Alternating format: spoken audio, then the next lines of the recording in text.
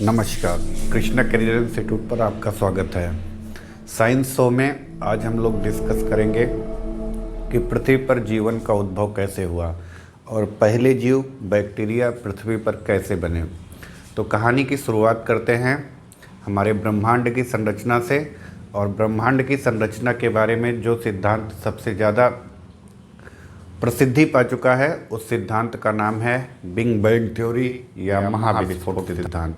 इस सिद्धांत का प्रतिपादन किया था जॉर्ज लेमेंत्रे नामक वैज्ञानिक ने। महाविस्फोट सिद्धांत कहता है कि पहले वायुमंडल में गैसें थीं, इन गैसों में घर्षण के कारण आकर्षण बल उत्पन्न हुए और फिर ये गैसें सिकुड़ने लगी, और जब ये गैसें सिकुड़ने लगी तो इन्होंने एक बड़े पिंड का रूप धारण कर लिया। इस पिंड में महाविस्फोट हुआ और जिसके कारण ये बड़ा पिंड कई भागों में बिखर गया और पूरे अंतरिक्ष में फैल गया, जिससे हमारे ब्रह्मांड की संरचना हुई है।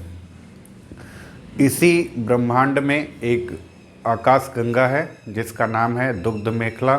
ये हमारी आकाश गंगा है। इसी तरीके की कई सारी आकाश गंगाएं हैं। इसी आकाश गंगा में हमारा सोलर परिवार है जिसका मुखिया सूर्य है, और इस सौर परिवार में एक ग्रह है जिसे नीला ग्रह या पृथ्वी कहते हैं, और इसी ग्रह पर जीवन की परिकल्पनाएं हुई हैं, यानी जीवन का उद्भव हुआ है। तो पृथ्वी पर जीवन का उद्भव कैसे हुआ, ये कहानी भी काफ़ी रोचक और लंबी है।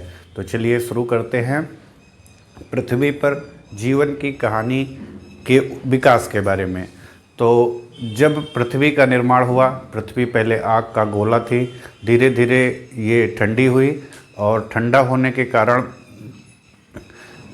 इससे कुछ समय बाद जो है एक एस्टेरॉयड भी टकरा जाता है। उस एस्टेरॉयड के टकराने से पृथ्वी और एस्टेरॉयड के कुछ टुकड़े भी हो जाते हैं, और ये टुकड़े गुरुत्वाकर्षण बल द्वारा जुड़कर चंद्रमा का निर्माण करते हैं, और चंद्रमा का बनना ही पृथ्वी पर मौसम युग की शुरुआत करता है।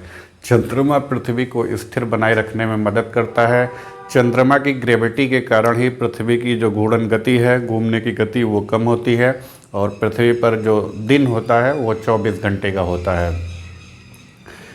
चंद्रमा के कारण ही पृथ्वी पर मौसम की प्रक्रियाएं संपन्न होती हैं, और चंद्रमा ही पृथ्वी पर विभिन्न प्रकार के क्रियाओं को क्रियान्वित करने में मदद भी करता है।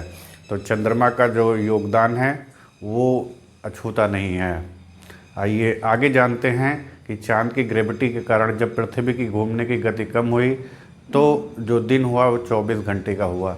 440 करोड़ साल पहले पानी जो था पृथ्वी के वायुमंडल में भाप के रूप में था, और जब पृथ्वी धीरे धीरे ठंडी हुई तो ये पानी जो है द्रव के रूप में हुआ, जिससे झीलें बनी, नदियाँ बनी, महासागर बने, और इन्हीं महासागरों में कार्बन, हाइड्रोजन और ऑक्सीजन की सहायता से उद्भव हुआ पहला जीव बैक्टीरिया।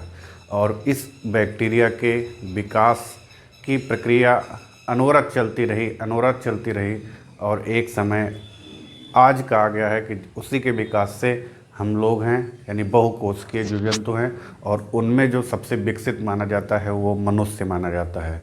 तो ये कहानी हम आगे भी कंटिन्यू करेंगे और इसके बारे में आपको और डिटेल से बताएंगे। तब तक जुड़े रहिए हमारे साथ। जय हिंद।